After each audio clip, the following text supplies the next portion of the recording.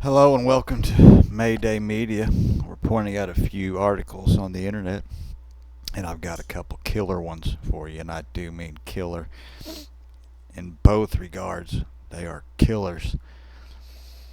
This one here, the old airport executive killed in shooting, was being investigated for gun sales. Oh, there's connections to the Bill and Hillary Clinton National Airport. Now, we know Bill and Hill's good people, and nothing like this has ever happened under them before. We're going to go through this article and read all the way through it because it's very important. I think there's going to be more come out about this one for some reason. Something tells me keep an eye on it. And next, yes, baby, state of carnage. Vigilantes set gang members on fire and cut the victims' hands off in world's most dangerous city as bodies pile up in Haiti. Yeah, vigilantes are known to go around cutting off hands and shit like that and setting them on fire. No, that sounds like rival gang activity because the whole place is a fucking gangland, circus world, third world shithole. And it's better to just arm the Dominican Republican and tell them, what happens in Haiti stays in Haiti, man. I mean, really. That's personally what I would do. And let them do away because they're right next to these motherfuckers, man. And so anyway, we're going to go over this story too. Before we do, smash a like button, subscribe to the channel, help me out a little bit. I need a little help. Here we go. An Arkansas airport director was fatally wounded. He was shot in the head in a shootout with federal agents earlier this week. Was being investigated for illegal arms sales according to the unsealed court documents. Bryan Malinowski, who was 53 and the executive director of the Little Rock's Bill and Hillary Clinton National Airport, was shot when the agents arrived at his home early Tuesday to serve a federal search warrant. The Arkansas State Police said he died on Thursday, according to statements from his family and airport. This is a guy. Now, I don't know how to break it to you, but to me, it don't look like either. This looks like probably one of the only black men in the world that ain't got a misdemeanor on his fucking. I mean, just look at this guy. Now look at this dude. Does he look like an arms dealer to you? I'm sorry, something ain't right there. I know looks can be deceiving and all, but I mean, the director of a national airport. I mean, you're spending most of your time running that fucking place. State police said that it took in Little Rock, and now you remember all out was it Mena, Arkansas? They're running all the drugs and something, all that stuff going through. Took place around 6 a.m. Tuesday. The agents were trying to serve the warrant when Malinowski opened fire, resulting in the agents returning fire.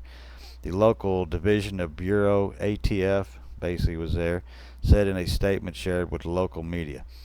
Now the ATF is going to get involved at 6 a.m. over, it's just a few guns too, is what this says. Whenever they could have just sent the sheriff or something there. I mean, Malinowski was treated at the scene for a gunshot wound, being transported while the agent received a non-life-threatening gunshot wound. Now they come at 6 a.m. Did they announce who they were? I mean, this is something I still haven't found yet.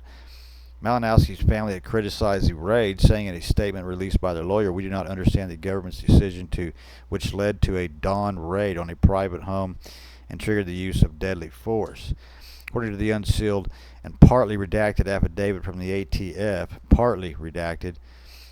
Malinowski bought more than 150 guns between May 2021 and May 2024 when he resold without a license. The unsealed affidavit was first reported by local media on Thursday.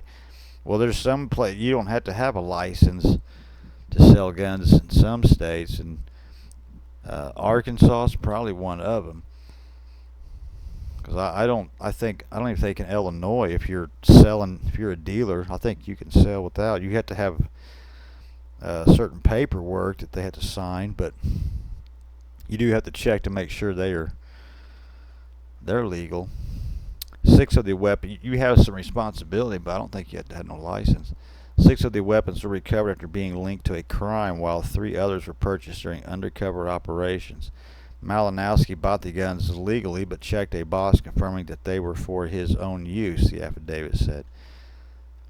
Well, that could be something. A case against him began when Canadian police officials received a photograph of the weapons from an anonymous source. The affidavit was included in the application for a search warrant to investigate charges of dealing in firearms without a license and unlawful acquisition of a firearm. The Malinowski family said in a statement they had endured an unspeakable tragedy and one that's almost impossible to understand.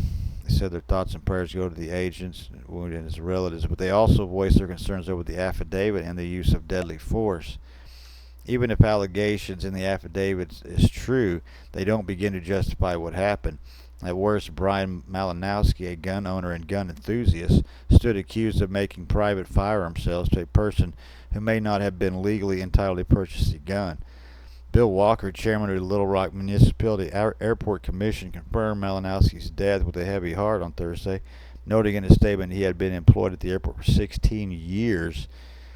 Under his leadership, our airport has experienced significant growth and success, expanding services and offerings to our community and state. Yeah, 16 years.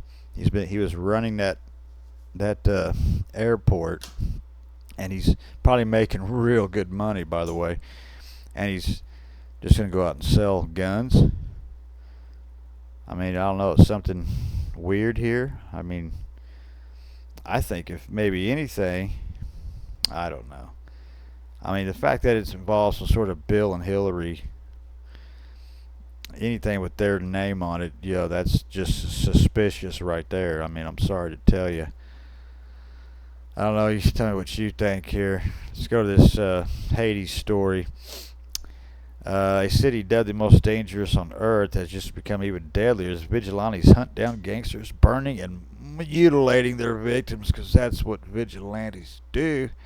Oh, the Haitian vigilante justice movement. Yeah, look at them vigilantes. Yeah, that's what you do. Bodies are piling up on the streets of Haiti's capital, which is engulfed in an all-out civil war between warring gangs, a weak police force, and citizen-led death squads. Thursday, thousands have been killed this month amid widespread reports of murder, rape, arson, and kidnappings after some 200 merciless gangs who ruled the capital streets sparked a new dawn of violence. But as the Caribbean nations reeled under a state of emergency, a machete-wielding civilian army is now out on the lawless streets. Yeah, boy. Yesterday, suspected gang members were killed in an attack. Suspecting they were killed in an attack yesterday in the upscale neighborhood Pétionville in the eastern suburbs of Port-au-Prince.